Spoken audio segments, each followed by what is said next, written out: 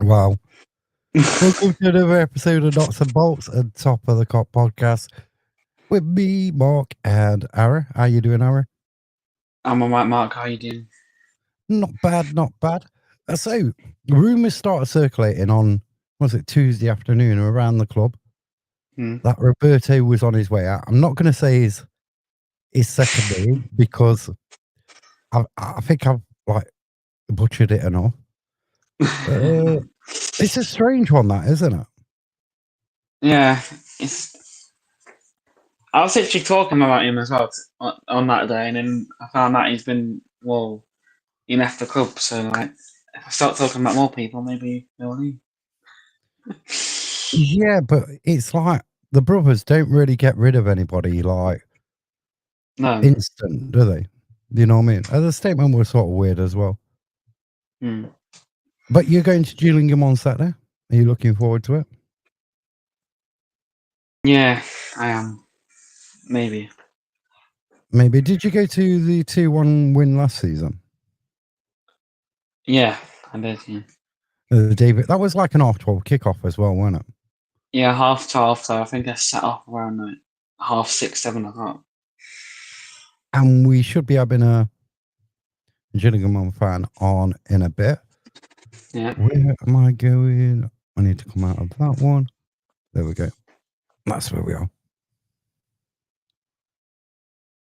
So, do you think we can win this weekend? Well, I mean, every single Gillingham fan that I came across said we're going to get absolutely battered 4-0, 5-0, whatever. But last time Tranmere was in the same position, we beat them. So maybe we'll beat them beat inside again, and who knows? But yeah. Hopefully. Yeah, the most of what I've come across as well, whether it's Gillingham fans or fans from other clubs, they're saying the same thing, that we really haven't got like much of a chance. Yeah. On Saturday. But as I look at it, from watching Bromley Gillingham game Saturday night, I think Gillingham was really, really lucky to get that penalty at the end of that game. Which wasn't a penalty. Yeah, which weren't a penalty, but once it's been given, put in the back of the net. I disagree with when Sky interviewed the striker who won the penalty, and he says, "Yeah, it was definitely a penalty," with a smirk on his face. I thought, yeah, you know, it wasn't a penalty, but yeah, that'll probably even its way out over the season. But going back to our game on Saturday, it was one of them tough ground out wins. And I think smash and grab. Yes, well, it weren't really. Well, it was in the first 20 seconds a bit of a smash and grab. But most of our fans, the more that half went on, like got the impression that Fleetwood was going to get an equaliser, because that's how it felt, didn't it? In that game, it was like, I think going back to the Bromley game when we were winning. Well, when we went 2-1 up until I think 80th minute they scored, equalised. Yeah. Yeah, and I was thinking, I think it was, did they show 6 minutes of added time in the 90 minute, or was it a bit less? 6 minutes, wasn't it? On Saturday, yeah. And I was thinking, oh no, Fleetwood's going to score. But luckily they didn't. But I was thinking up until we scored that they were just going to score. Or maybe score again, like last season away at Fleetwood when we went 1-0 up to a George Abbott goal, and then Fleetwood just clicked. And even though they got a penalty, they scored again, and we didn't really change the momentum. I could see it being like a type of that game, really, but it wasn't to be for Fleetwood. I thought they was unlucky with some chances that they had. I thought they should have found the target, but that's what happened. See, on Saturday, I thought they should have had a penalty. I think there's enough contact from Jata to warrant a penalty. But I don't agree with I forgot his name now, the Fleetwood managers, Pete assessment of the Wilder. game. Yeah, I don't. Did you watch his interview after the game? No, I didn't. I was gonna, but yeah. So basically, he was saying they controlled the game. You know, No, I and didn't. I can't say that they didn't control the game. You know what I mean? No. They had a lot of possession. They had a lot of free kicks. I said Yeah. this to my lad yesterday. I goes, it seemed like the stats don't back it up, but when you're there and you was watching it, it seemed like they got a lot more free kicks than the stats are saying. And it seemed like that we had a lot less corners than the stats have been saying. Wasn't it like, did you We're say supposed to have, 9? yeah, 9. And so it Yeah. was like, It didn't seem like 9 when I was there. Well, maybe. no. I was shocked at that we had 9 corners in that Yeah, game. me too. And I was also shocked that we only had 3 yellow cards. It seemed more. I mean, for both teams, it really seemed more, didn't it? Yeah. But the referee had a really poor performance in that game. Yeah, I think he killed it off for both teams, to be fair. Because it weren't free flowing, was it? There was a lot of like free kicks what another referee wouldn't probably give. Hmm. But the balance of the free kicks were equal. No.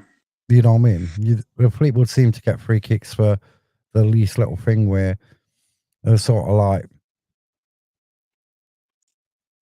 Cantor, even I think it was Traore, I think, who was getting old down in the cop that side, the side of the Cyril. Had the linesman's there is getting pulled and pulled and pulled, and the linesman or the referee didn't give nothing. And it's like, well, how comes that's not a free kick? You know what I mean? Yeah, I mean, Fleetwood was lucky they didn't get a red card, to be fair, because I think some of their tackles and that stuff towards our players were worthy of a red card. But then some of what we did to them, like, I think, that penalty shout, I don't really see it that much because obviously where I sit in the cop, but it did look like a penalty when I saw it back. Yeah, it's thinking I had a good view, and I also had some like footage of that, and I'm like thinking we got away with one there. Yeah, because I thought the penalty that we got awarded at Newport, I think that was kind of the same thing, really. But Well, no, not similar, because Dennis came running in, didn't he? Like he was running into the box. It was like, was it outside the box, inside the I think, box? yeah, but not like in the same like thing. But I meant Yeah, like a penalty that wasn't really a penalty, but yeah. yeah. But don't you think, right?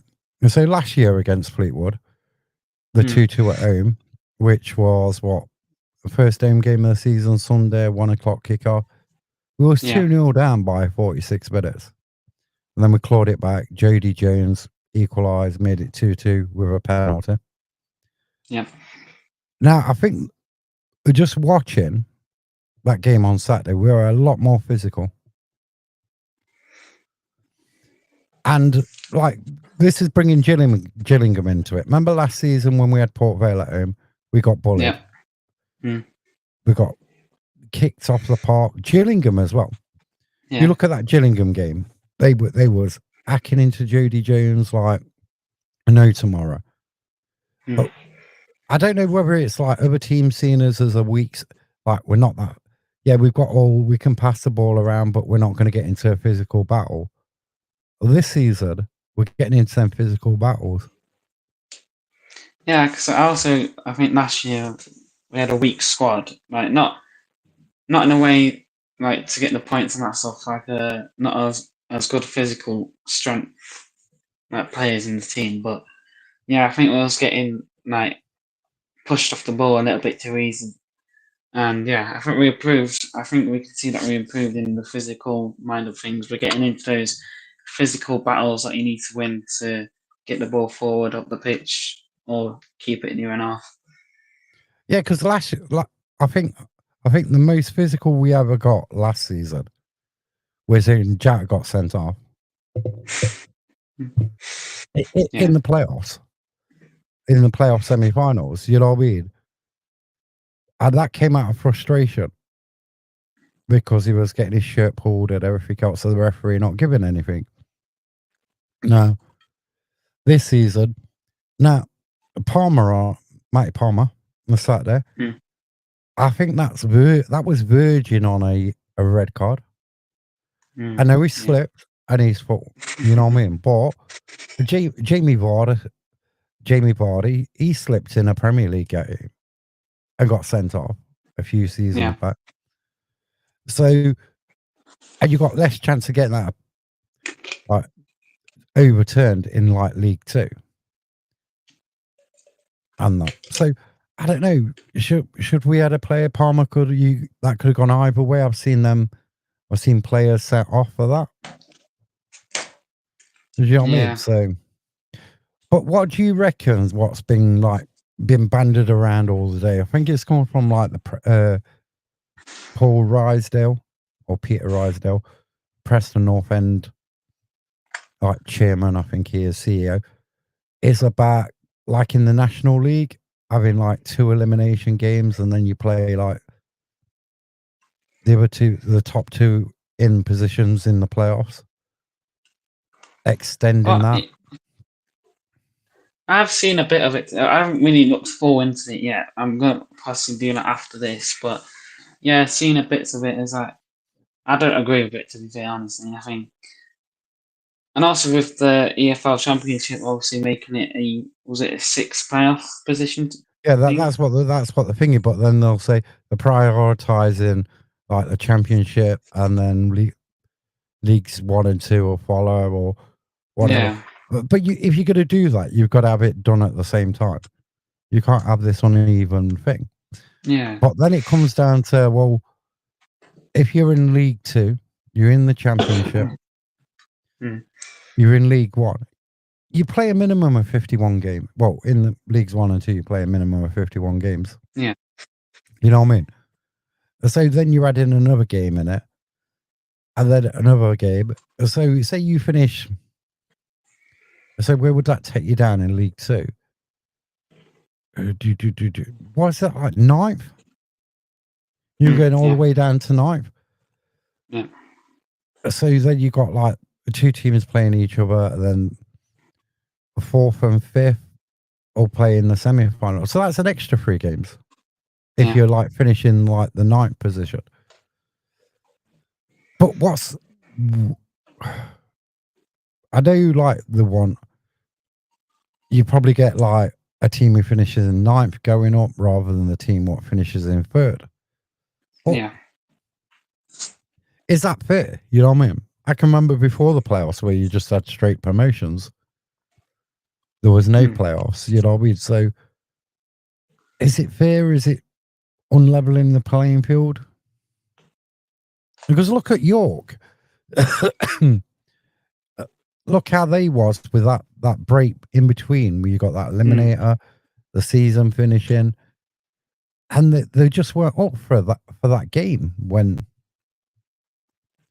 it come to play like the semi-final. So you got that aspect of it. If you're going to sit around, you've got to sit around 2 weeks before you play another game. But then are they going to make them one leg? Do you know what I mean? Or the elimination ones, are they going to be 2 legs? You know what I mean? Yeah. Yeah, it's just, I don't know. I think they're just changing a lot of the game at the minute, aren't they, really? And then you got the old VAR situation as well. Should we have VAR in League 2 or a version of VAR in the Championship, League 1 and League 2 as well? But my argument with that is if you got poor officials anyway, and believe you, you're gonna need more officials, aren't you? Because to run VAR, you're gonna have like a staffing of it. So you got what? You've got 12 games in League 1, no 13, isn't it? Yeah, 13. And then you got like all the fixtures. So there you're looking what 39, 40 extra officials you've got to find to set on the VAR. Then you got the cost to the clubs as well. Yeah. Then you got all the technology. I just think like it has its pros and cons because you're like the handball rule. It's so no one understands it now anyway. But Well, they that could change it all the time. yeah, but that could either save you by having VAR in, or it could like go the opposite way. It'd go against you. Well, I don't know with VAR. Maybe if we had VAR in that Bromley game with Gillingham, maybe that penalty wouldn't have been a penalty. But yeah. And we have got West Country Jules, who's here as well. Let's add you in. Evening. Good evening. How are we? Not bad, not bad. Good. So, are you looking forward to the game this week? Yeah, more so because I will be taking my niece to her first ever Gillingham game. So it'd be a special one for me, I think. Don't be too upset if we beat you that bad.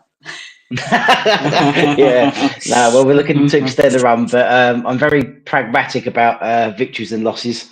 So you're all right on this front. So you've had a very good start to the season. You was very lucky on Saturday to still be top.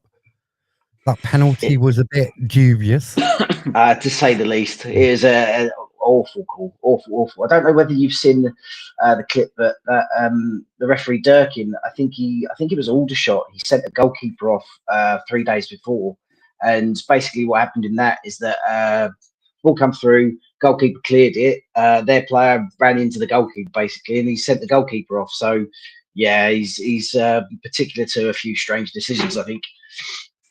And in your opinion, because there was a dodgy penalty against Chesterfield as well, if I remember right, looking back at it. Yeah. So the first one was a bit iffy. So the goalkeeper actually got contact on it, I think. The second one was a bit was more confident that it was a penalty because they jinked through the defence and then the defence just put their leg out. So, but yeah, like you know, as well as I do over the course of the season, you're going to have these going for you and against you. So we're just riding our luck a little bit at the moment with those, I think. So Ainsworth, since he took over, he's on an amazing, isn't it? Something like 19 unbeaten. Yep, yeah. If we remain unbeaten at the weekend, that will equal our best record of 20, and that was from the 70s, I think, maybe. So when I can remember when Ainsworth was appointed, his appointment was sort of like not 100% welcome by some Gillingham fans, if I remember right at that time. Yeah, so we've gone like a bit cyclical with it. So we had Harris, and then they got rid of him, and then got in Clements, I do believe. Was it Clements? Maybe. And then that didn't really work out. So then we got in Bonner, and that didn't work out. And then I had Coleman, who kind of steadied the ship and got back to basics and got a little bit more fight into the squad. And now we've had Ainsworth come over. But when Bonner got, I don't know, before Bonner, I actually wanted Ainsworth to take over back then because I've seen Wickham, I know what he's done with them, and his character kind of aligns with Gillingham very well. So I started watching them in 96, 97, I think. So I was watching them all throughout the Pulis era, and they were hard-working, they were gritty, they were really hard to play against and to beat, and they just ran all day. You know, they were proper grafters. And masters of the dark arts a little bit as well. So, and we have Ainsworth, and yeah, he aligns with the club personally. I think there's a different feeling around the club from when Bonner took charge as well, because even the younger ones are getting involved now with all the dark arts and stuff. They just like people trying and the effort put in. So, if we go back to last year's game at Meadow Lane, did you come to that game? I was not there. No. He's got a smile on his face. See, Notts have changed. I don't know if you've seen Notts since last season. Yeah, I was going to ask you about that. I think from what I've heard is that you're a bit tougher to beat and a bit like you're grinding out results now rather than nice football per se. Is that correct? Yeah. And say like we got bullied last year a lot. Gillingham did it.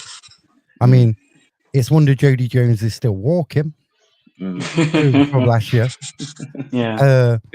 But we seem to be a lot more physical, and we're not going to get pushed around like we was like playing this passing football, and like teams could just push off the ball and stuff. We've got a bit more grit about us this season. And so I think players who was at Gillingham last year and remember the game at Meadow Lane, I think, well, we can do a bit of that. We've got some more dark arts this season, what we didn't have last season. So it's going to be interesting because the last 3 fixtures, the away sides won it. So, like, you won at our place last year, and we won at your place 2-1. Yeah, no, I remember the McGoldrick dink. That was quite a class goal. But yeah, it should set things up quite nicely for the weekend. We've just come from like quite a physical, direct game with Bromley as well. So, and I think we tried to out Bromley, and it just didn't work for the first 45 minutes. So, but it corrected itself in the second half somewhat. But yeah, no, like it sets it up quite nicely for the weekend. I don't really know what to expect because, again, like we've got the same squad from last year. There's a different feeling around the place. We've got a bit more fight. But again, with you changing your style of play and how you go about things, it should make for an interesting match. So we don't know about if Jody Jones, because he's been away with Malta. There's things that he's been sent back injured, so he might not play anyway. But you've got Dennis, you've got Jatta, you've got Newborn, you've got Iapenda, there's a lot of class in that side. And what we noticed when we played Fleetwood on Saturday is we grinded out a result. It weren't pretty, it weren't nice to watch. It was pretty boring, but 3 points, and that's all what matters at the end of the day. Yeah. Well, it'd be interesting from our perspective as well because our back line looked a little bit jittery against Bromley. So Smith in particular, I think he was at fault for not merely at fault, but he was like out bullied and out muscled a little bit through cheek. So it'd be interesting to see how we line up because we've got a few wingers in now, so we might go 4-2-3-1, or we might stick with the 3-5-2 that we've been playing most of the time. So it'd be interesting to see how he sets up on that front, and it'd be a good test for our defenders again. So to see, test their mettle and see how they're gonna do. Because again, like we've had Masterson out an injury, Shad's been out for a little while with the calf, I think, as well. So it'd probably be Gale, McKenzie, and Smith again. If they do go with the 5-3 at the back, but again, as I say, it's another good test. Like we beat most a lot of the teams in the top 7 at the moment, so I don't think we really fear anyone. But again, the identity of the team is still just kind of coming through with the addition of the wings and stuff. So again, as I say, it's just more of a learning match to see what's kind of coming through for the rest of the season, I think. See, I think with us, we've struggled since we've been back in the Football League to beat a side in the top 7. Like last season, when you was up there at the beginning of the season, we struggled to beat you. Port Vale, Doncaster. Bradford's a different thingy because we always beat them anyway. You know what I mean? Yeah. So, but for us, we played Bromley a couple of weeks back and we drew 2-2. We was leading 2-1, and Bromley always come back, but you did to them what they did to us. You come back, got that penalty. So it's going to be interesting. You've got an unbeaten run. We're unbeaten. One of them's good at, well, we're not unbeaten, but in 4, we're unbeaten. In 4, yeah. In 4. The season started when we got our first win, so yeah, we're unbeaten, according to Patterson. So it's going to be interesting against that to see how we've developed. If we can come to your place and win 2-1, even just grind out a 1-0, that'd be more interesting. Yeah. So you've got like 2 clean sheets in a row. Yeah. So yeah, I don't think it's going to be one for the neutral the weekend. I think it's going to be more blood, sweat, and tears again. But I've got one question about your team. So the things I saw over the summer that I was concerned about is like Bass was a huge loss for you. Yeah. And I remember talking or listening to stuff pre-season last season, and one of the Notts County fans was like, saying that they needed to shore up the defence, they needed a good goalkeeper, and Vass come in. So and I know you've had a few issues with the new lad that you've got in between the sticks, but how much of a risk do you think that is for you going forward? I think so. We were on about Kelleroos and we've got Griffiths as well. We only seen him in the Cardiff friendly. He came straight on, passed the ball to a Cardiff player, and he scored.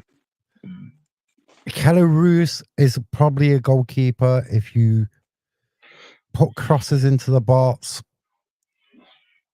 He's going to cost us probably about 10 goals a season. On Saturday, he went to catch the ball and he dropped it about three or four times. Three times. So we got away with that. But if you've got another player there, or you're playing another team with faster thinking players, that ball would have been in the back of the net, and it'd be a different story. We wouldn't have got a win. Yeah. Because the other bit was losing McGoldrick as well. Because surely, especially considering he's come for you, for me, from a boardroom level decision, that was very strange. Because surely you just do what you needed to do in order to retain him, because his moments of quality, they were the difference for you at times, like last season. So to do without that, I mean, I get that you might become more of a team-oriented side without him, but yeah, that was very strange for me as well. It was a strange one for me, Ara, and all of the fan base, because the fans absolutely love him. And I think last season he got 19 goals. Yeah. And from what I understand is that they offered him half the money he was already on. So so if you're going to cut somebody's wages by 50%, and most of the time he got injured last season was because he was playing 90 minutes. You had Jack coming off at 70 minutes and McGoldrick still being on the pitch from starting. You just manage it, didn't you? And I think that's what Barnsley is doing well at the moment, managing his minutes and that stuff.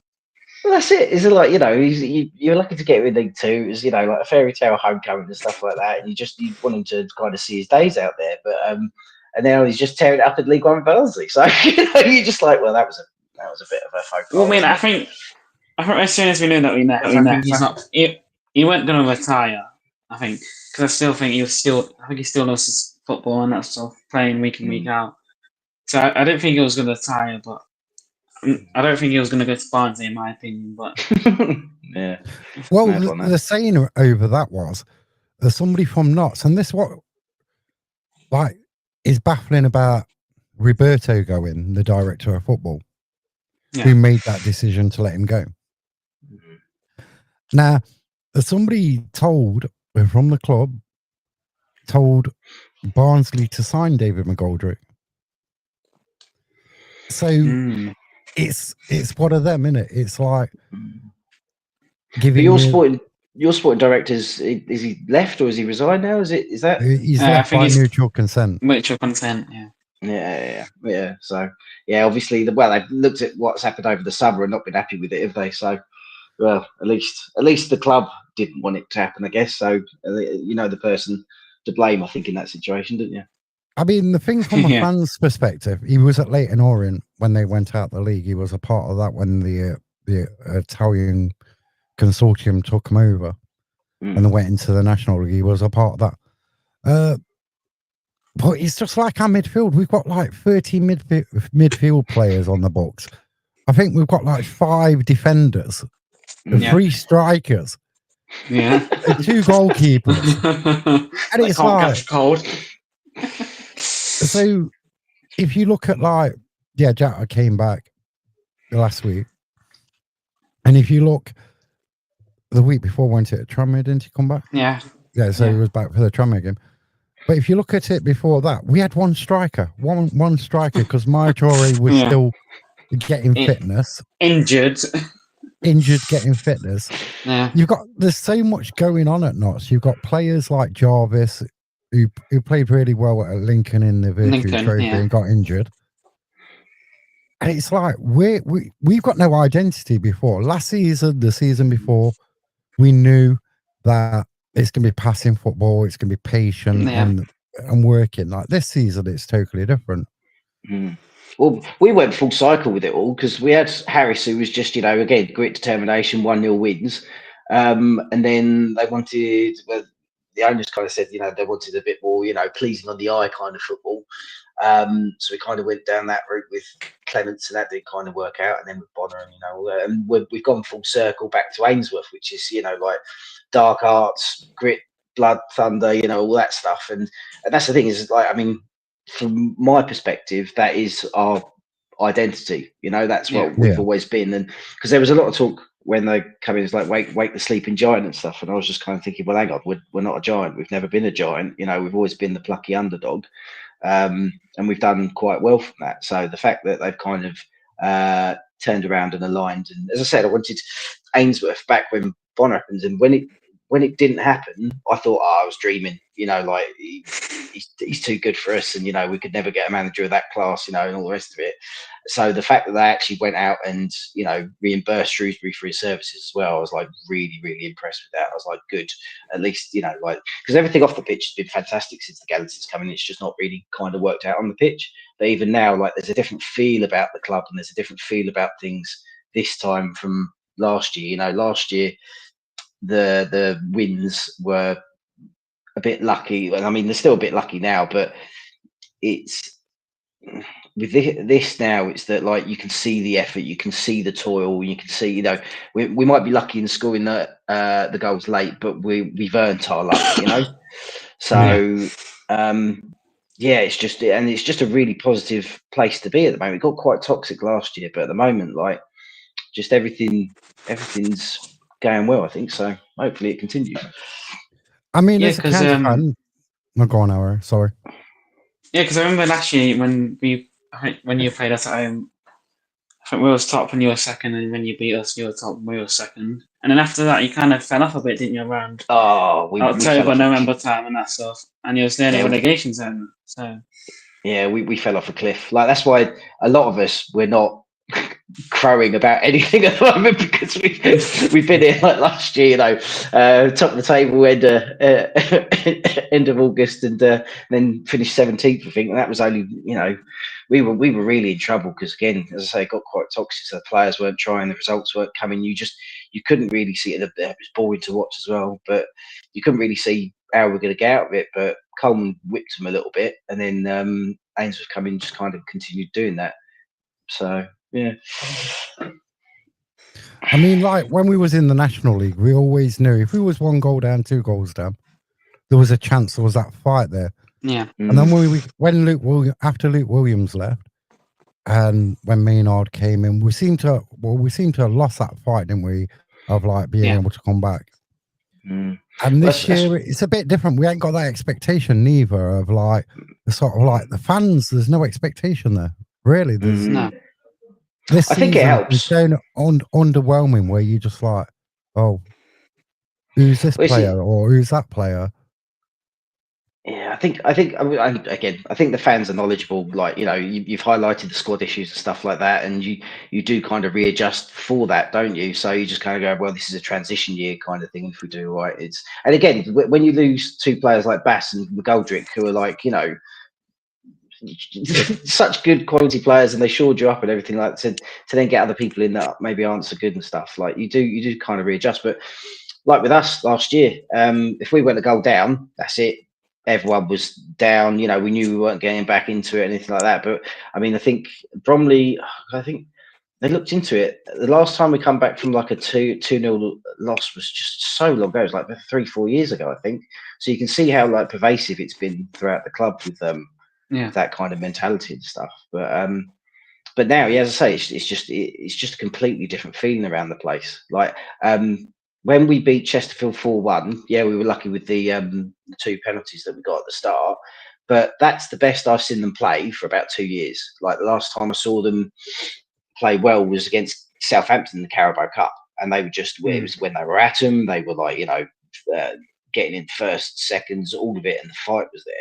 So the fact that I've even witnessed another match like that relatively soon, like it's made me really hopeful for the future.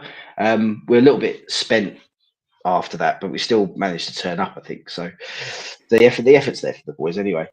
But if I remember right, didn't you beat Crew after the Chesterfield game?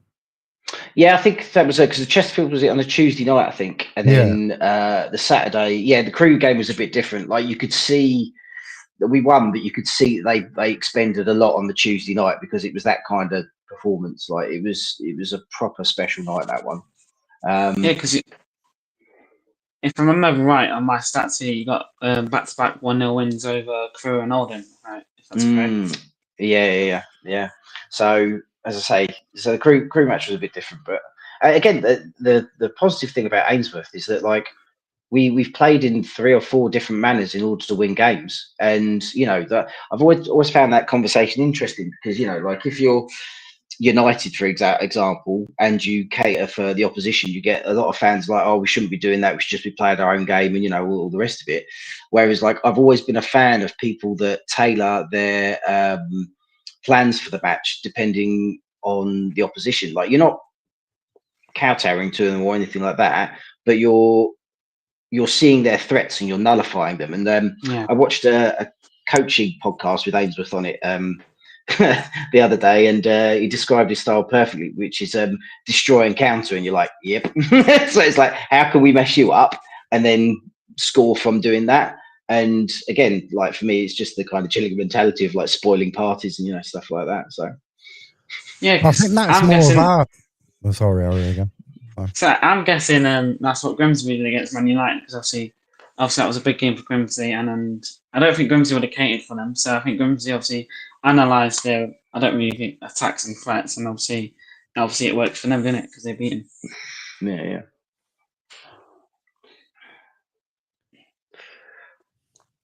So, like going back to the Crew game, I remember that because I was watching the highlights of it. You score that goal, but it always seemed like he was going to score that type of goal. Crew had some really good chances in that game. Yeah. Post to the bar. Yeah. Like again, with another one where we kind of ridden our luck a little bit, but again, we just never give up. Like always go in and pluck it in. Like even just the experience of Sam Vokes as well, because was that when Gale scored? I think wasn't it? Yeah, Vokes headed it back across for Gale to bundle it in. So even just with Vokes' experience, like it's just invaluable. Like he's come on for the last 10, 20 minutes of the last 3 games, getting his fitness up and stuff because he's still got his broken arm recovering from. But what he did at Bromley as well, just when we did win that penalty, just took the ball away, and the Bromley players were just absolutely lambasting him, you know, trying to get in his head and stuff like that. And then after all that had passed, he just gave it to Max, and Max put it in the net. So it's that experience that we've been lacking, and you know we've got McCleary as well. So I think the balance of the squad again, like Ainsworth knows what he's doing. He's got what he wants and what he needs now, and he's got that experience in there as well. And it's a lot of it is just managing games, but again, like with the never say die attitude, you know, never giving up, and the blocks, just the effort and all of that. It pairs well for edging these type matches, and it's just I mean I'm just buzzing because it's like my team's fighting again, you know, like last couple of seasons. Yeah, we started well last season, but it was very, very bad to watch. I remember there was one game, I think we scored in the last minute. I can't remember what game it was, but I was on my phone most of the match because it was just dull and boring. Like we were passing it from side to side, and you know nothing was really happening. And so the fact that I'm actually on the edge of my seat, like you know, go on, like you know, and we're having a go at teams and stuff again. It's just it just makes me happy. So where do you think Gillingham will finish this season? So I put 10th earlier because like I talked about the 2 main questions that Gillingham had were how good is Ainsworth really? Because to get for a team with basically the same players from 17th any higher than 10th will be a phenomenal achievement. And the second question was like, how good has our recruitment actually been? because there's been a lot of rumblings about how bad that's been as well. So if Ainsworth can take these players, and I mean, he's doing it at the moment. I mean, it is fine margins, and we are on the right side of the luck at the moment. But if he can take them into the playoffs, that'd be impressive on my front. I said 10th. We're flying at the moment. I think most of us, again, as I say, we're not crowing, so we just want to get through September and October, and then we'll see where things are, because we've been here before. So I reckon, like, if we get into the playoffs, then I think a lot of us will be happy. But if we can continue this run and like end up top 3, we'll be very, very happy. Like, I say it's a 2-year plan, and there's a few getting excited, going, "Oh, maybe we can turn it into a 1-year plan." You know, just calm down, like, just enjoy what's going on, and yeah, we'll see where we are. So I think playoffs, because we are going to have a blip at some point, and again, as I say, these fine margins, we are going to end up on the wrong side on them, you know, at some point. But yeah, I think for me, it's more about the performances, so we can see that the team's fighting, and you know, we again, if we go a goal 2 or even 2 down now, you know, and we did ride our, like, Bromley should have been 4 or 5 up by half time at the weekend. But the fact that they never give up and they just keep going, and again, like, so Ainsworth was ready in 5 subs, and then we scored, and he's reversed that straight away and just subbed Coleman, who was injured, I think, at the time, with Combeni. So the fact that he's adaptable and he does change things, he knows how to change games, and his subs do have like an effect, you know, on the games and stuff. It's just, I mean, when we had Clements, he was just like clockwork. 60 minutes subs would come on, but nothing would really change. But again, what's promising with Gillingham is that we found 3, 4, 5 different ways of playing, and now that we've got some actual wingers in as well, then that's another string to our bow. So, and I think with opposition teams, we don't really have one particular style of play. I mean, I know we'll be renowned for dark arts and stuff like that, but we can play, but we can also lump it up and we can hold it up. And I think there was one match where we were under the cosh a little bit because they were pressing us from the front. So he switched things up, and I think Andrews come on and then just caused problems for them because we were just going direct. And it's knowing how to counteract those changes that other managers make as well. And I think he's just got a really good understanding of the game. And as I say, I'm really confident that he knows what he's doing, like, you know. So talking about Saturday, then, what do you think that score is going to be at 5? At 5 on Saturday evening. I think it's going to be a draw. I think I reckon I would probably go 1-1, because I don't think it's going to be a pretty game. I think it is going to be blood and thunder, and I think it's going to be tight. So yeah, I'll say 1-1. How about you guys? If I was going with like my head, I'd say 2-2 draw, probably a red card apiece. So I think it's gonna. No, I do think it's gonna be one of them games where it's gonna be tasty. It's gonna be like 80s football, 90s football. You know, so there's still, I know there's still a bit of bad blood about the Cody situation. There's nothing really on our behalf, but I think it'd be competitive, and it's just who we are at the moment anyway. So. But my heart, my head says like 2-1. You know what I mean? Into Notts. I'd take a point. I think that'd be a good, and it'd show progression in the squad. I mean, I would take a 1-0 grand run like on Saturday, but I think it'll be a good game. Hopefully, it's not boring. No, I don't think it'll be boring. I think it'll be eventful, but it just it'd be a case of attrition more than anything, I think. Right, if I have to ask you this, your stand behind the goal, the scaffolding, that's been the same for 25 years. Have you heard any news on in the country? Have we heard any news of it? It's going to change, or? So we barely fill it anyway. Like the only time I think that it was fully used was against Sheffield in the FA Cup last season. So whilst it's all about attendances really. So there's a bigger conversation because when the Gansons come in, they were like, "Oh, we're going to move away from the ground," because that's always rumbled in the background. Scally had a 60,000 seater stadium planned with the ice hockey team would be playing there as well, and that was back in the late 90s, early 2000s, I think. But whilst the attendances are low, nothing can be done about it. But I think the Gallantons are more in favour of staying at Priestfield now. So they've seen the redevelopments at Fratton Park and other places, and they see, especially like coming from America and stuff. I think they see the value in like the quaintness or like the history of the stadiums, like Luton and places like that. So, and again, like I wouldn't want to move somewhere. There's some clubs have done it right, but the one that's done it really wrong is West Ham.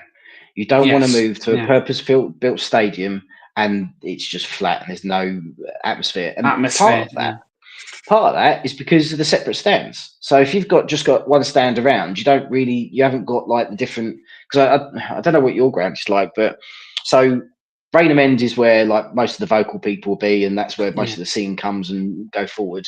Medway stand, I love sitting in the Medway stand because it's our taller stand, and I like looking down on the pitch and seeing the formations and stuff. But again, it's a bit quieter than the Rainham End, and then the Gordon Road end is probably like the quietest out of them all, I think, and it's more calm over there. But I think I'd like to see it redeveloped, but it doesn't need to be done at the moment, and it suits us for what's going on at the moment. But I know it's a question they'll address down the line, but as owners, they generally do these things at the right time, and whilst the attendances aren't there, then it's not a high priority kind of thing. Again, like if our form continues, we'll start to pull like maybe, I mean, there's Project 8000 going on for the weekend, so you might get above average attendance, so it might be a bit more noisy. But yeah, once the attendances go up, I think they'll address that. But again, with the Gallantons, I have absolute faith that they've got everything under control, and like they learn quickly as well. So if there have been mistakes, and there have been a few, but they listen, they about face and sort it out, so it's really refreshing to be a part of as well. Yeah, because obviously you say like with the American stuff and that stuff. What has that been like? Because obviously you got a link with America now and that stuff, the owners and that stuff. What's that been like? Like, how's it changed? I think so. The difference between Scally and the Gallantons, they're just more open and transparent, and like there's things that you need to keep behind. Like Ainsworth's a big one for not talking about players' injuries or anything like that, and that's so you're not giving the opposition an upper hand. And I get that. So there is like a lack of transparency on some parts, but with everything else, it's like an open forum. So when things were going quite badly last season, what they did is they went on the ME7 podcast, and they Joe Comper and Brad Gallinson had a proper conversation with the presenters and about what was going wrong, what was going right, and all these things. And again, it's just it's so refreshing. Whereas Scally, I think all I kind of remember is him just falling out with everybody and then just like either banning them from the stadium or and it was led to a very separated club, really. You want a club where everyone's together and everybody's pulling the same direction, because that's how you get results. So it's been refreshing and really nice. Like I've had my own issues over the last 10 years with work and stuff, so I've just kind of come out of that, and I've got more time to spend on the things I enjoy. So but to come back at a time like this is very, very nice. Like I had a bit of a crisis when we were sitting bottom of the league on 12 points and only scored 6 goals at Christmas. And I was like, if we go down, we're going to go out of existence. And then the Gallantons come in and turned it all around. So I'm just thankful that my club's still going. Like, that's my perspective on things. As a Notts fan, we've been in that position quite a few times. We've been out of the league, but like being in administration quite a few times in my lifetime, and it's the worst feeling in the world when you're gonna. You've had some mad stuff go on as well, like with Sven-Goran Eriksson coming and all that money being spent. I mean, you're a prestigious club, and the oldest club in the world, is it? I think, the oldest football league club, So, and your ground's fantastic ones as well. It's one of the weird ones because you look at all these clubs getting took over, especially in the lower leagues and say like National League and everything else. Now our owners are totally opposite to yours. We really hear out from them. Like unless something goes off, you don't hear out, and it's like this sort of like business sort of statement sort of thing. You know what I mean? I met one of them personally. You know what I mean? Like on the way to the ground, and he's a nice person, but they're like more reserved and everything else. You don't really you don't know who figure, but you look at other clubs and you think, why isn't Notts an attractive offer for another for a consortium or something to buy? You know what I mean? It would be for me. I mean, you've got a terrific stadium, you've got the support there, which like churns out most weeks. So like there's a lot of potential there for it. I just think, like you've just had structural issues more than anything, I think, isn't it? And then you've had the old clown come in. I remember when Sven-Goran Eriksson was there and Kasper Schmeichel was there at that point. Yeah, Kasper Schmeichel, Sol Campbell. Sol Campbell, that's it. Yeah, and all this, and you're just like, and you're watching it, and you just one eyebrow raised, going, right, well, this probably won't end it well, but good luck, like, So. You know what? Because I remember that very well. I remember it being at Sol Campbell's one and only appearance at Morecambe as he was in 1-0. And it was surreal. But you've got to put on the football authorities that somebody who was a convict buying a football club with a fake banknote and registering that with the FA and the Football League and everything else, spending millions and millions of pounds they didn't have, nearly wiped out Notts County, you know what I mean? And it could have got like Kasper Schmeichel. I don't think he's gone on record, and you can see this on podcast. He says he was never paid a penny at Notts. All the time he was there, was never paid a penny. Look at Sven-Goran Eriksson. He wrote off his severance pay and all that sort of stuff to keep Notts County going. You know what I mean? Yeah. And it's like there are good people in football, but there's a lot of bad. There's also bad people. This is what the conversations I've been getting into with a couple of my mates and just on Twitter in general. But like the sustainability of football needs to be sorted out. Like, most clubs are running at a loss, and like that alone is just that should be alarm bells ringing. You can't just rely on benevolent millionaires and billionaires to fund like their little playthings, So I'm hopeful with the new board that's been created by the government, but then I've also said to my mates is that I'm glad it's been created, but my worry is that it'll be run by the government. So you need football people in there, and you need this special breed of football and financial people. So Kevin Maguire would be a really good one to put in there, to actually get into the depths of things and to start changing things for the betterment of football. But yeah, it's just that alone that the football clubs aren't sustainable at the moment. They need to be sustainable. You need to be earning as much as you're expending. You just need to run it like a business. And so you can't keep relying on these people just bailing you out. So hopefully, as I say, it's a positive step moving in the right direction. The amount of money that the Premier League has siphoned off and held the rest of the EFL to ransom, EPP as well, which is to do with the young players and stuff. It just deprives all the clubs of making a sustainable living. So hopefully that will that starts to change things in the future. But yeah, but there's that other scandal. What not many people talk about ITV Sport. When you had ITV Digital, when all this money was promised to the clubs and everything else, if you remember it back in the figure, they was paying millions for the rights, and all these clubs went out and spent money, and a lot of them got burnt because ITV pulled the plug on it and said, well, you're not getting out. And I think that was something to do with the way the Football League had done the contracts and stuff over that. Yeah, I'd have to look into it. I do remember it, and I remember a lot of clubs suffering because of it.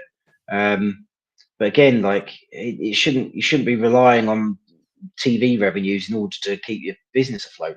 I know it's part of income and stuff, but you do need to kind of try and make sure that your club's self-sufficient in that respect. But again, with the EPP stuff, even what that will do is clubs will then be able to keep their local talent rather than just going to all the big clubs and stuff. So they could actually get fees for the players rather than them just transitioning to other clubs when they're younger. So that would go a small way to sort some of it out. But we'll see what they do. We don't know their agenda yet or what they're looking to fix or what they're looking to do. But yeah. What about the EFL trophy, the virtual trophy, whatever, the Papa John's trophy? I reckon it's had its day and it needs just to go. Yeah. Yeah, I saw a little bit of chat on that about Twitter, and there's a lot of people calling for just National League and North and South clubs to be involved instead. I don't really know what the answer, because I think they've made them go into a silly little cup themselves, haven't they? I think as well. Yeah. So that would probably be the best idea, I think. But I mean, you get the kids' experience and stuff like that, but the attendances are still quite bad.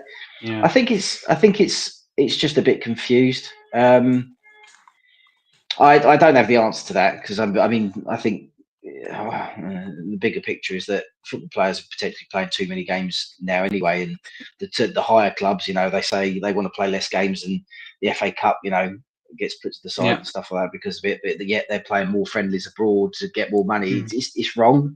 Like what's going on is just wrong. You can't say we're playing too many games and then take some off of the FA Cup and then put some on for friendlies at the end of the season as well. It's just very confused, and it's just not fair. You need to think about the whole football pyramid and how it survives.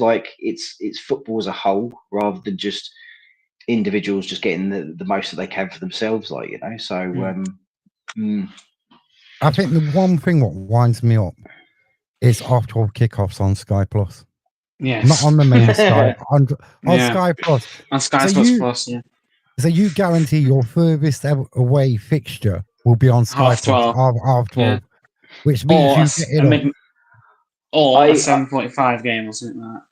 I mean, I like that there's more games on Sky. However, the way that it worked before that, with just by paying a tenner to watch it online through your club, I think that was perfectly fine. You got to see all the matches as well, not just 8 to 12 of them, Yeah. So, and again, it's something that clubs should try and fight to get ownership of, because you could do a lot there for your own club, like your own commentators, your own cameras, your own, your own branding, and just get it out there for them. And I just think it's another thing they could bring in house, so they could get more revenue, so they get it more directly. But I don't know. So because I think Notts have stopped doing the prize play thing, aren't they? They're only letting overseas supporters, if they pay something, it's is it £10, something like that?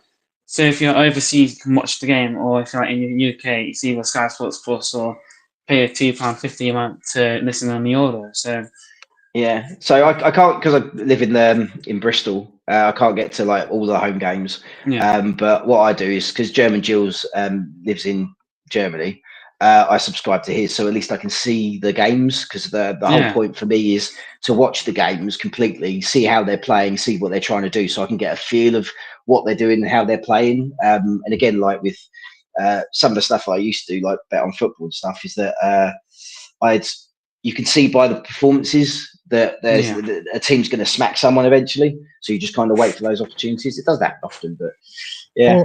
Or when you're watching a game, say if you're having a flutter and stuff, you see how momentum changes in a game. Yeah. Well, I mean, I was listening to one of our Jill's podcasts the other day, and the lad was saying that we went 2-0 down against Bromley, and he put I think it was a fiver? Yeah, I think a fiver on them to draw 2-2. And he said that never in the previous 3 years would he ever have done that, because he just didn't have the faith that we could get back into it. And they did. I think got 10-1. He won 55 quid, I think. So, yeah. It matters. If you watch your team consistently, then you generally have a pretty good idea of how it's going to go, I think. Yeah. So. I think watching County for the last a lot of years is within the first 5 minutes, you sort of know how the game's going to go. And sometimes you're wrong, what I mean, but a lot of the time you're correct. It's yeah, but this is why I was. I know we got a bit battered on Saturday and stuff, but that's why I was so impressed with the result on Saturday, because we were dreadful in the first 45 minutes. Worst 45 minutes we played this season. No worries, but then he left them on there. He didn't make any subs. He was just like, right, you got us into this mess. You sort it out. And yeah, we by the 55th minute, I think, as I say, he was just ready in the subs for the 60th minute, and we go and score, and he changes it. He's like, good lads, you know, and you get rewarded by staying on the pitch. So the fact that we weathered out that rough patch again, like it just kind of, and we are chancing it a bit at the time, but just that character to like just hold on in there and then regather yourselves and then go again the second half, like, you know, because we were vastly improved in that second half. And we had quite a fair few chances as well. So like on balance, I think the 2-2 draw was about right. But we did ride our luck a little bit there. So Harry, who's the referee on Saturday? Because Harry likes his stats. I've not looked. Do you know? Oh yeah, Sam Moha. Let's say that. I think it's a new referee because I was been looking at his stats and he hasn't really refereed a lot of games over it. I think he's only ref. So currently this season, he had 2 appearances in League Two. I mean, given out 9 yellows, 1 red, and then throughout his whole time of refereeing, he had 5 appearances in League Two, 1 in League One, 19 yellows in League Two, 3 reds. League One, 6 yellows, so 1 red. So yeah, I think he's a quite new referee. So yeah, but that's quite a lot of reds to be given out, like in those games, isn't it? Really, where I always go into matches and you don't see them out, do you? So that red card cat is a bit of a worry. Yeah. I think you might be right on Saturday, Marks, with 2 red cards apiece. I think with some newer referees, though, especially the younger ones, are there to impress. Usually, because you know, you have the observers, the referee observers. Yeah. Now they're called talent scouts. Yeah. So instead of being observers, looking for talent. So I've been in referees and stuff like that, but you are not looking for referees to stand out. Like you're looking for referees to not be noticeable, because the whole point should be the football. You know, the attention should not be on the referee. The referee's there just to sort things out, so they either don't get too aggressive, or, you know, like, because if you don't call things up, then people get in harder and harder and people get hurt that way. But you want to let the game flow as well. But I don't know about that, talent scouts. Yeah, I mean, because we had one of them, didn't we? Referee. Yeah. It was the referee. I think it was a Bradford game away as well. And he worked for the FA and he's a talent scout. And it's like, you just think, is this what the game's come to? Because a lot of games, you think the referee, it's more about the referee than the actual football. Yeah, the referee should not be the centerpiece out. Again, they should be. It should run as if they're not there, and they just pull things up and just keep it in line. They're there to like direct it. I've refereed previously in 5-side matches, 11-side matches, and stuff like that. And some of the stuff you see is just rather entertaining. But I really do think that there should be more footballers as referees. Like, but it's just the length and breadth of the rules that it administrates the game, doesn't it? And it kind of sucks the fun out of it for me. You know, like I can referee just so that I know with the general understanding to let the game flow, but to get into it and just for it to be about the rules, that's not why I watch it. That's not why I do it. That's not, you know, not what brings me joy. But I think if more footballers could get into refereeing, and then the game, because at the moment what you're seeing, especially in the Premier League, is that they're following arbitrary rules, you know, and they're not like leveling common sense with a lot of it. I mean, was it the Fulham? Was it the Fulham goal against Chelsea? Was it? Where, it was. Yeah. Where, like, you know, he done a 360 and spun defender, and then, you know, and they called that for a foul. You're like, well, where else is he supposed to put his leg? Like, the defender's put his leg there. I think there was also another one where he disallowed, was it Crystal Palace's free kick? I think it was also against Chelsea, wasn't it? Oh, no, it might be that one that I'm talking about, actually. I think I can't remember when specifically. Scored a free kick, but apparently you're not allowed to push one of their defenders like move out the way for him to shoot. But they extrapolated that arbitrary rule, and you're just like, right, okay, even though it's never been pulled up before. And I think that's what annoys fans the most. It's not that the rules exist; it's the consistency of the rules being applied. Because you're like, well, how comes we've not seen this up until now? Like, you know, you're just like, it affects the game in a negative way. Well, it was like the goalkeeper rule, weren't it? The 6-second rule. It had been there years and years and years and years and years. They, right, we'll make it 8 seconds. And after he's hold it for free, you do a visual countdown. After 13 seconds, you're waiting for the referee to put his hand up and start counting down, and it don't happen. No. I mean, the grounds could help with that. They could put like a timer, and you get the crowd doing it as well. That'd be rather entertaining. Yeah, because I think I'm not sure what Notts. I think Kelaruski. I think it was it Bromley Own where he did it for so long and he gave the corner away. Yeah, yeah. But it's the same with like I don't know, kicking the ball away. Some referees are still giving it, others aren't giving it. And you're like, well, it's the inconsistency what sort of winds the fans up, or time wasting another one. Yeah, You know with what I the mean? 6 second. With the 6 also second like the throw-ins as well. Yeah, yeah. What have you seen? Player. There was, I think, it was on one of the Sky shows. One of the refs was talking on there and basically saying like with encroachment or time wasting with throw-ins, like he said, I think it was Clanberg maybe that said it. He said, if they take too long or whatever, I just reverse it. So there's actually consequences for doing it, like So if you had a throw-in in the opposition half and you took too long, then it just reversed and then it eases the pressure on them and stuff like that, and they'd actually suffer consequences for it. So I definitely think there's rules to be brought in that could make the game better, but they just need to be thought out and discussed a little bit more, Yeah. And applied equally as well. Yeah, that I was going to say about the 6 second thing with the goal kicks and stuff. So yeah, you up it to 8 seconds, and all that needed to happen was that just do something about it. Keep it at 6. Just do something about it. So, But it seems like when they bring these new rules in every year, they're clamping down on something. It's sort of a vanity project which lasts a few weeks and then gets forgot about.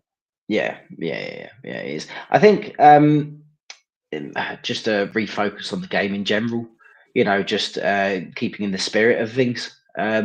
So yeah, they're always going to have like it just reminds me of Football Manager where every year so like they're going to clamp down on time wasting and stuff like that every year. And you're like, right, okay, cool. And do you see it? Do you see it? Yeah. Again, the spirit of the game, it just needs to be flowing. It just needs to be not ruined. And there's so much stuff ruining it at the moment. It's VAR.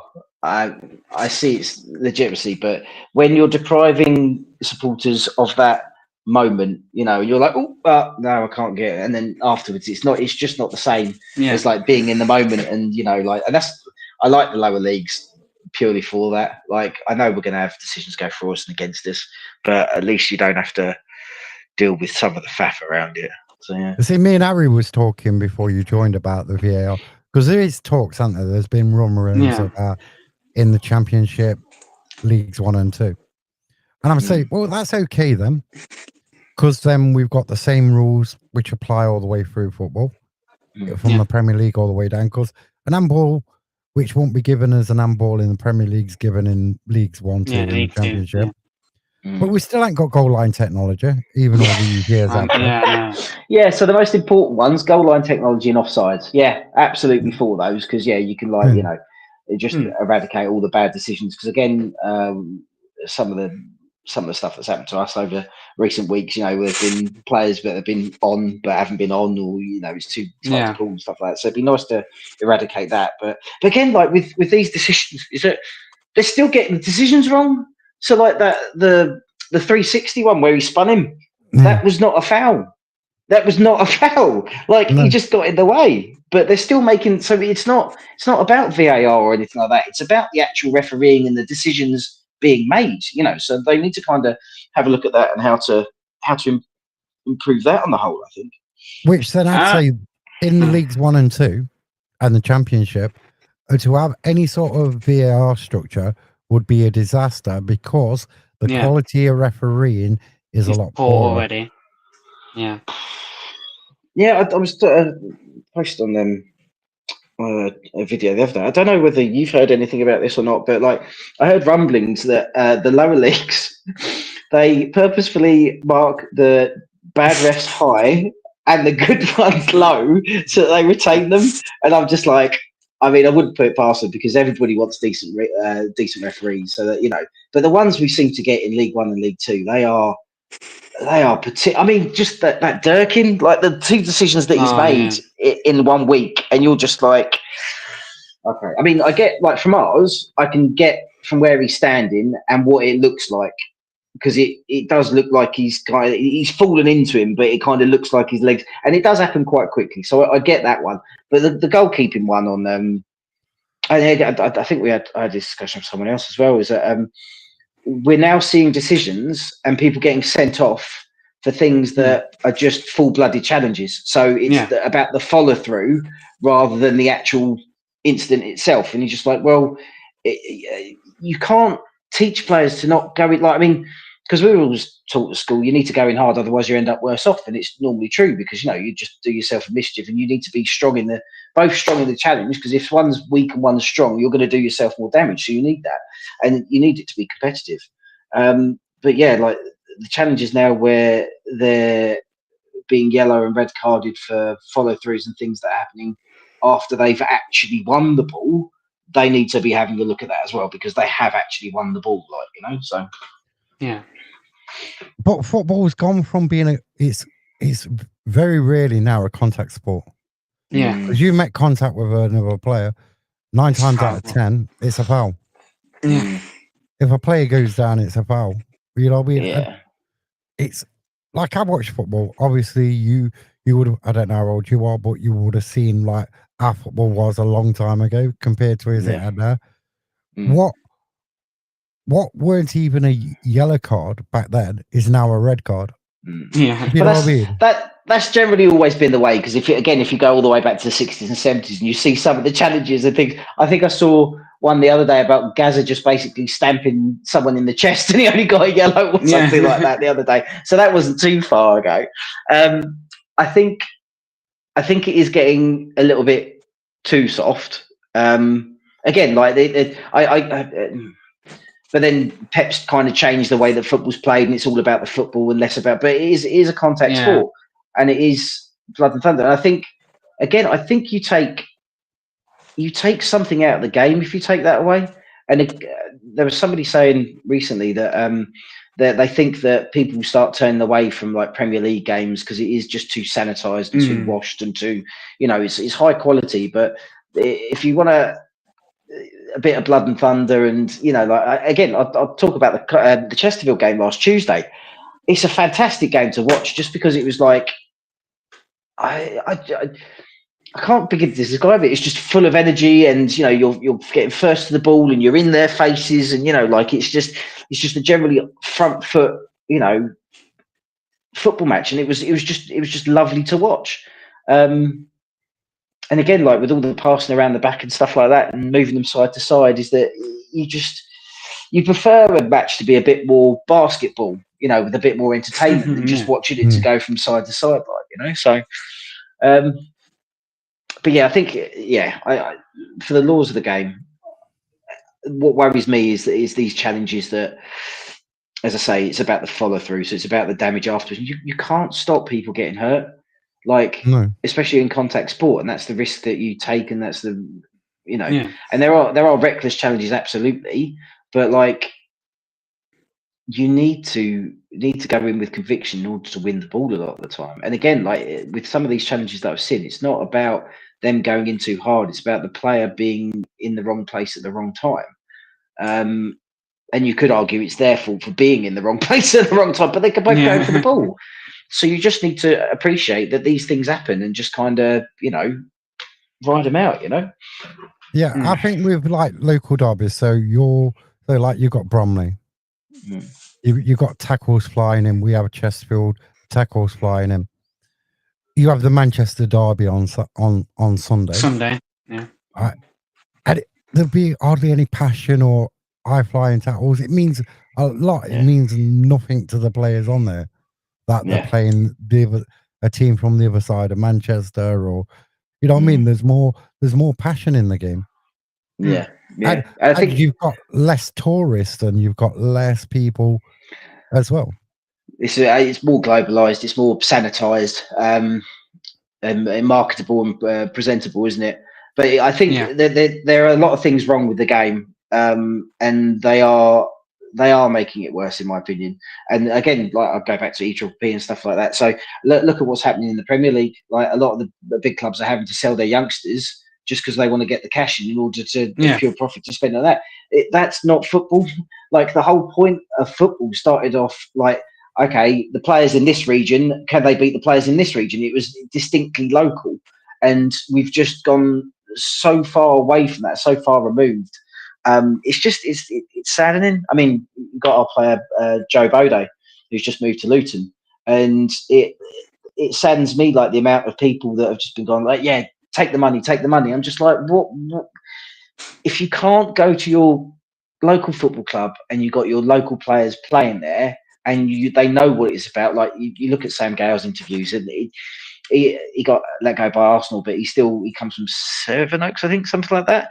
But they're local lads that know what it means, and they've been brought up in the system. And again, like last season, at the end of the season, like one of the only good points about us was the young lads. Like they were actually trying. Like Bode put in, like, you know, he's a bit raw and he can be a bit all over the place and needs to be directed a little bit more. But he gave it his all. You know, like they were getting there for challenges. They were putting in the effort, and that's half of what football is the desire. It's wanting that football more than the other person. And again, like with all these things that are happening in our game, it's just taking it further and further away from the people that enjoy it the most. So like the local people and, you know, the real fans. And again, I feel more for Premier League clubs because you have people coming in from all over the globe watching it, and that affects the atmosphere as well. There should be, like, at least, I don't know, 75% of like tickets should be going to local people or something like that, you know? And yeah, these things, they do take away a lot of the emotion and the passion. And, you know, like you need the locality of these teams to come through and the identity to come through in order to make things special, like, you know? Again, some of the best, I remember when we played Man City when they were down in Division 2, I think it was. And we went up there and it was lashing it down with rain, as it usually does in Manchester.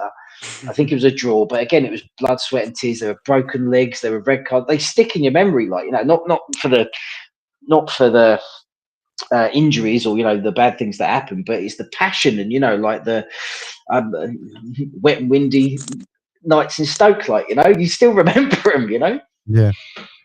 See, what I think really, you know, like changed football, especially for like lower league clubs as well as for the ones in the top flight, is when the Bosman ruling came in. Yeah. Because before then, it don't matter whether a person's contract had ended, you still received a transfer fee for that player. When the Bosman ruling came in, you spend £1 million. Say Gillingham spend £500,000 on a player on a 3-year contract. You, unless he does really, really well, and somebody comes in and says, right, we'll give you 1.5 million to him, you might as well write that money off. That 500 grand off. Yeah. So it's like every year, say like Jatta or like my Traore, I think we paid 300 to 400k for him. So he's already like a year in. He's hardly played. He hasn't scored. So once his contract's up, he can just walk out the club and go and play somewhere else. And that money, it's a write-off. There's definitely risks to play. I think that could be counteracted by just managing your business properly, though. So, like, again, since the Gallinsons have come in, like Gale and Bode done pretty well last season. They tied them down to like longer contracts straight away. And again, that was a level of professionalism and forward thinking that we hadn't really seen before. Yeah, granted, because maybe we didn't have the money to do it and that. But again, it's just running your business properly. So, but I get what you're saying with the Bosman ruling. I think you have to think about the players as well. I mean, what's happened with Isaac is just wrong. Like, we're getting to the stage now where contracts are just being broken and nothing's being done about it. So that's not right either. But with the Bosman, I think if you want to run your contract down and go elsewhere, then it's fine. I do understand that. And again, as I say, you can kind of circumvent it a little bit by just running your business properly. But then again, you're relying on your ownership in order to know how to run a football club and run it well, like, you know. And again, that's a skill set in and of itself that's very, very rare, I think. But you're talking like in the say like Premier League, you're talking they're paying hundreds and hundreds, 130 million for a player, maybe on a 4-year contract. That's a lot of money plus his wages a year. And at the end of it, especially like Isaac, he might think in 2 years, Real Madrid come calling, right, I want to go there. I'm just going to sit here now. I don't want to play. They try and force a move again. It's that power. Because Van Hooijdonk did it at Nottingham Forest back in the late 90s where he went on strike. Yeah. So it's like... Yeah, I think there's definitely been a context of like how to go about it, because you've had Eze and Gray, like, you know, do it that way, which is the right way to do it. You got a contract, you just keep on doing what you need to do, and you'll get your move eventually if you want it elsewhere. And then there's ones that, you know, haven't done it the right way, in Visser and Isaac, and, you know, but then surely, like, as a club, I know, like, when you with the top talented players and stuff like that, you are going to suck eggs a little bit with some of it. But like, as a club, I'd be like, do I want that player playing for me? Because they could likely do that to us when they want to go elsewhere, like, you know. So yeah, because I think what happened when it first came in, there was a lot of clubs like, so right, you're not signing a new contract, you'll sit on the bench the rest of the season, you won't play again.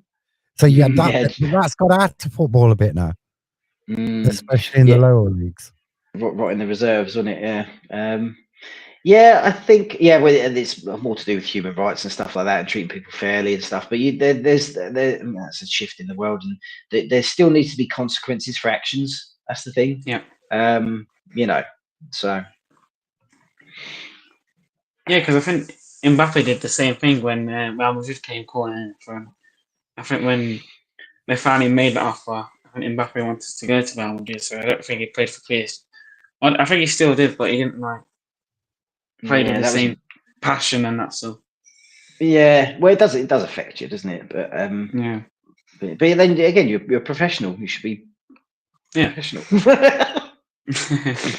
How many days? Referees should be professional, but they're not. Yeah, well, that's do you know what? Talking about referees, the thing that that upsets me the most is they have the opportunity to like come out and just go, yeah, I made a mistake there or whatever. But then it's still, especially with football, it's still run like a boys' club, like, you know. And you've heard, I think, was it Paul Durkin or something? I can't remember which one it was, but they basically said they didn't want to do something because it would have affected one of their mates, like, you know. And you just like, you can't be thinking like that, like, you know. You need to, your refereeing for the rules in the game. You should be honouring the rules rather than, you know, club for your mates, like, you know. So that's the bit that concerns me the most. If people just kind of, again, because you shut down proper discourse around it, because people stop talking to you because you're not getting the truth or honesty out of them, like, you know. You just roll your eyes and then move on to the next one because you can't do anything about it. So in order for the things to improve, there needs to be genuine openness, honesty, and transparency. And I think they're scared about saying they've made a mistake, but we need to change the conversation and understand that everyone's human and everyone makes mistakes, and you just need to be like, yeah, you know, that was a mistake. But what you can't do, or what I've found in refereeing anyway, is that if you made a mistake there, you can't then correct it by making another mistake down there. So like, you've made a wrong call for one, a wrong decision for one team, you can't correct it by ignoring a wrong decision on the other team, like, to even it out, like, you know. Because what happens is that they just lose respect for you as a referee, you know, like, rather than anything else. I don't think that in that situation, right, I don't think it's so much that the referees don't want to come out. I think the FA, there's big problems with the FA with refereeing. As a manager, you can't say no to a referee. You can't come out in an interview afterwards and say what you like. As a player, you can't neither. You can't go to the likes of Twitter and say what you're feeling after a game about a refereeing performance. The referees are overprotected. They make a mistake. You can see they make a mistake, whether it's League One, Championship, League Two, National League, because every game is filmed. So It's like they're untouchable, and it's like Mm. there's no like Well, I think explanation for everything. yeah, that's the problem, isn't it? Like I understand why they do it because they don't want to. Again, it's a difficult enough job as it is, and they want to protect them a little bit because again, yeah, like you get idiots that death threats and stuff like that for wrong decisions, Yeah. and you know, it just and you get pylons on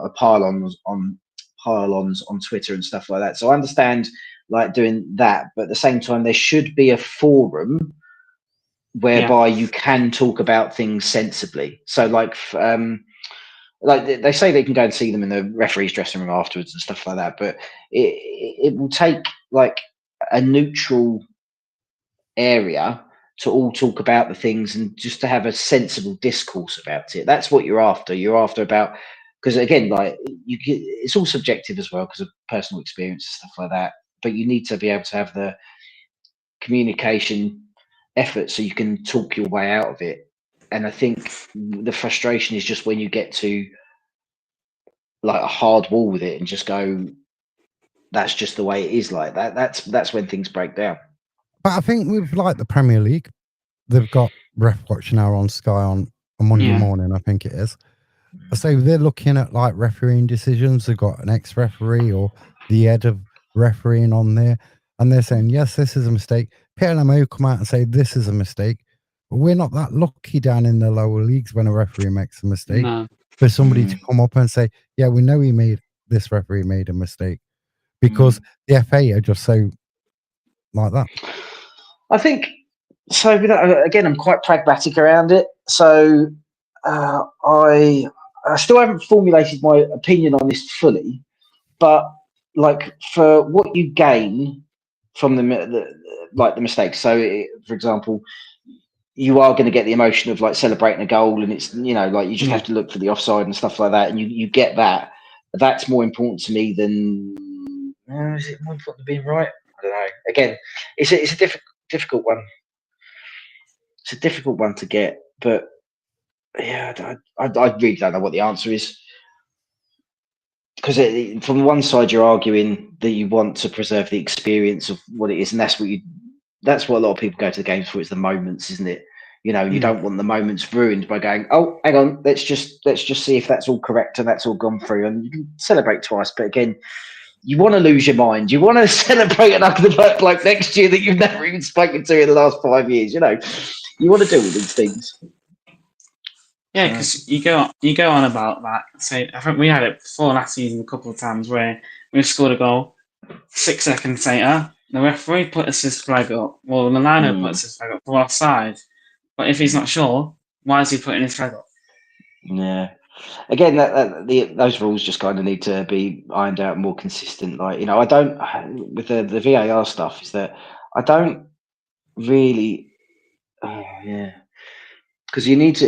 They can't they can't act because you want the players to play on, and then you can review it afterwards. But at the same time, like if people don't know what's going on, then you can't get an accurate perception of what's going on. If that makes sense, like yeah. I think the offside rule is overcomplicated now. Yep. It's so complex. Like I know from my day, offside was if you was level, you was offside. If you was behind the player, you was onside. We're going back a long way. Yeah. The old offside rules. So you had to be in front, this side of the defender.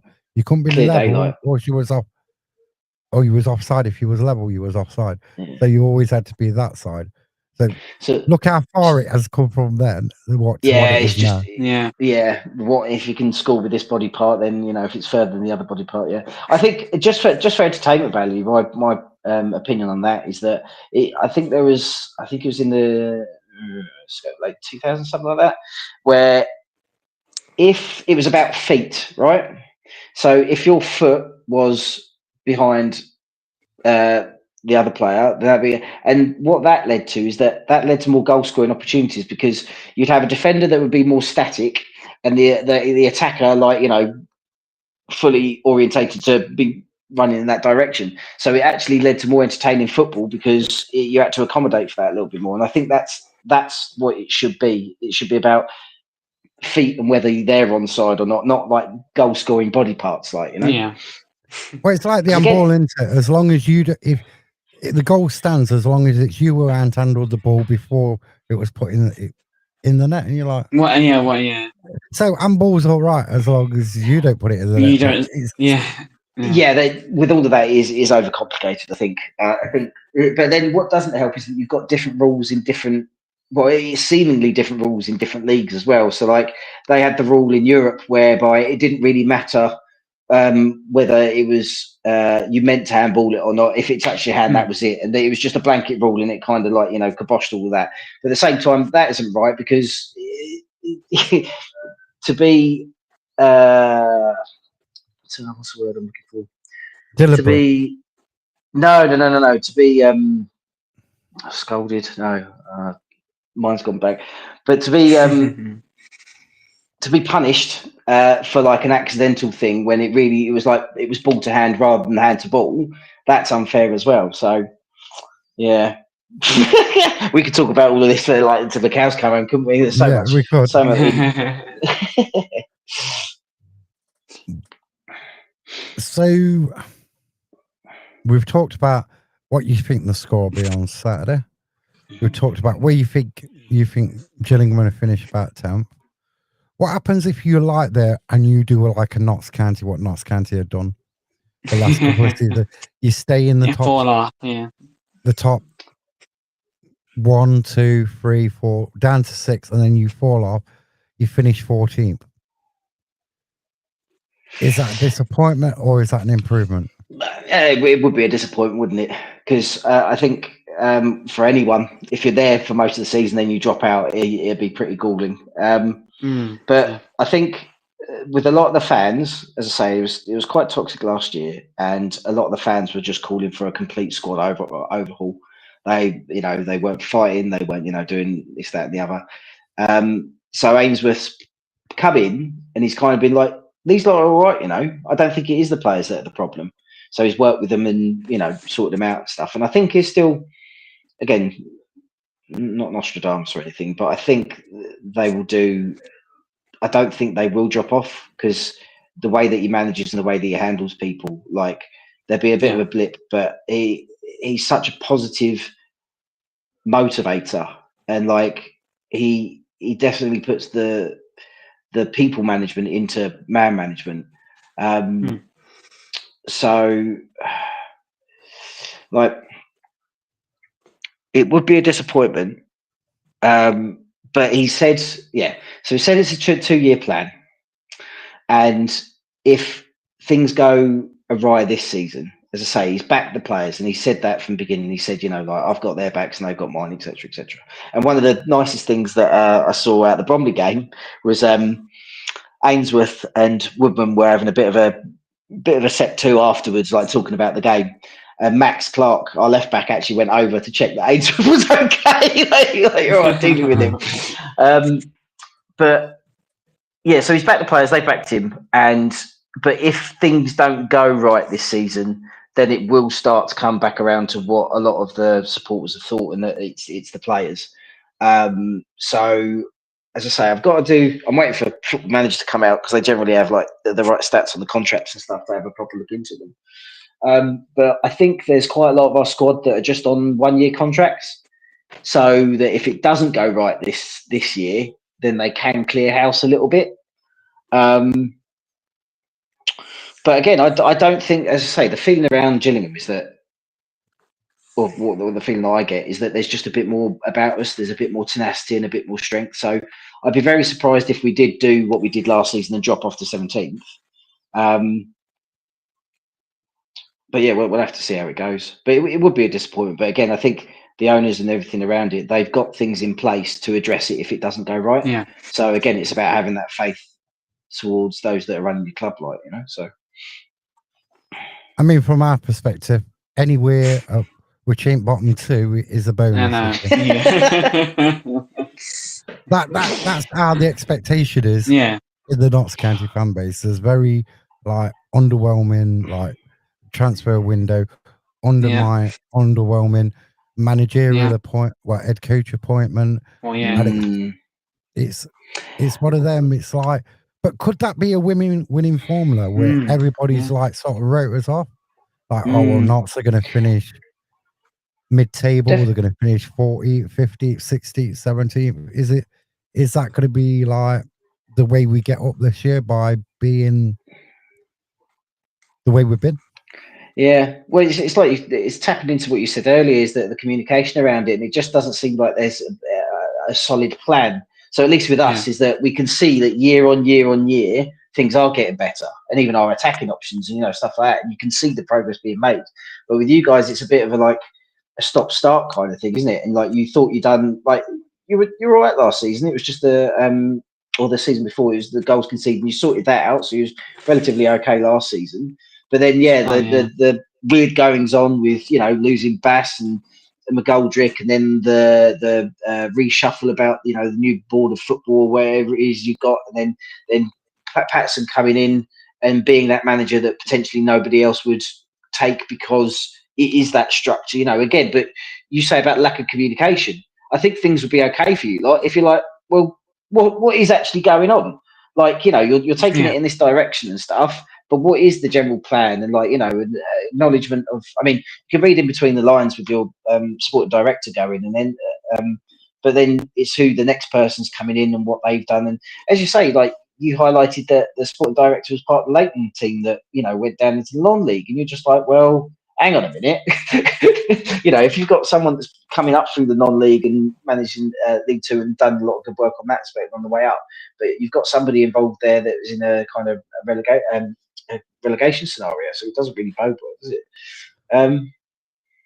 I feel for you, because again, it's the lack of plan and lack of transparency and stuff. And again, your team this year, again, I didn't realise like the squad issues with lack of defenders and stuff, but it's hodgepodge in it and just patched together, and there's no you're just like, well, that's wrong and that's wrong and that ain't going right and this ain't going right, and stuff like that. So you just because you've got the potential there. Your fans are great. The stadium's great. You've got all of that going right for you. So you should be higher up in League Two for sure.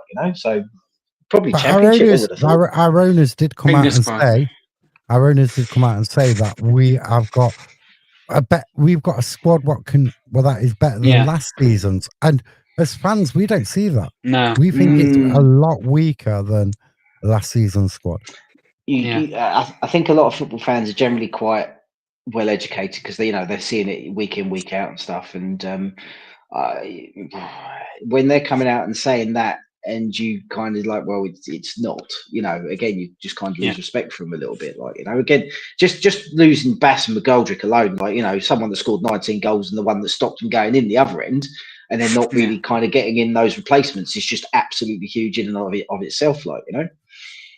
I think a lot of, maybe I understand the data a bit more than like some of the fans younger than me and probably older than me does.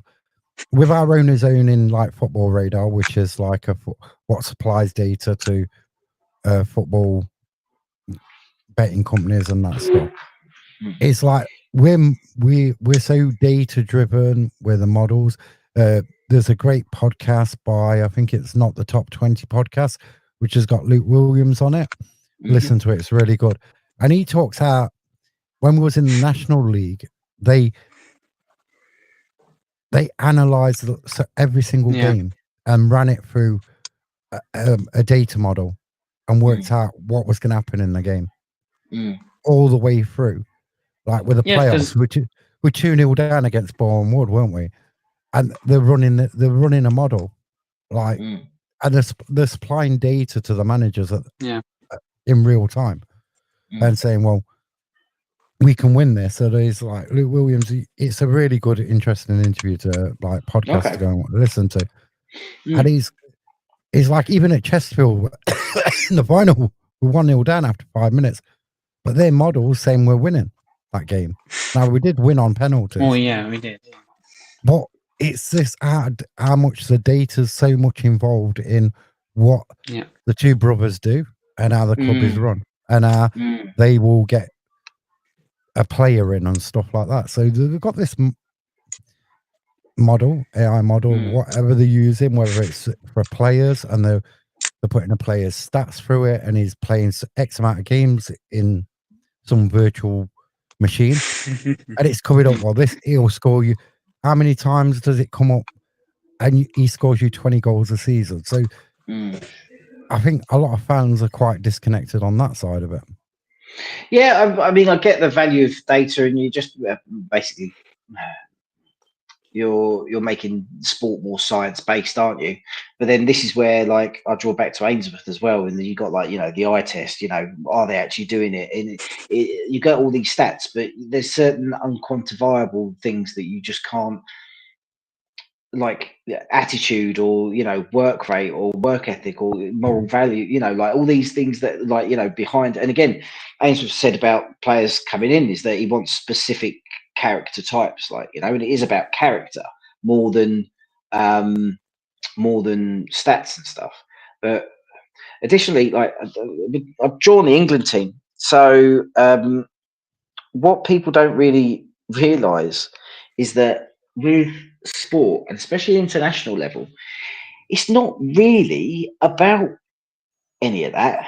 It's about the team, and it's about getting that mood. I mean, I watched the Wales documentary from, I think it was 2016 the other day, and they were likening it to just basically like boys going on a holiday, like, and it's that spirit and that togetherness. And again, with what Ainsworth's done with his players is that he's got them talking and finding out about each other, because when you know the person next to you and what they're going through, or their family, or what motivates them and stuff like that, and you're going to fight harder for them because you don't want to let them down. And like, I've played with my boys for, I think it's about 12 or 13 years, and we're talking about potentially getting the band back together again for one, like, last season. But we get back together because it's the memories that you create with each other, and it's not about we don't win, lose, or whatever. It's about that.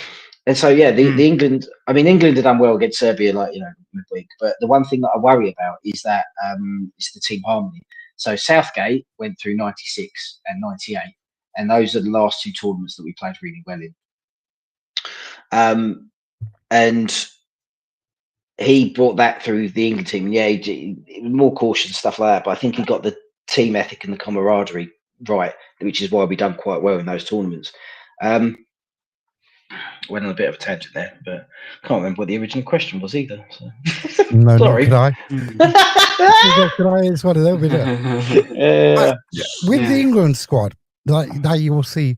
I think this is where fans sort of disconnect. You see, the individuals on a Saturday in the Premier League bombing around and everything else. But when you watch, say, like, I've watched England live at Wembley Stadium, and it's so slow, laborious. Yeah. There's not this fast movement like you see in the Premier League.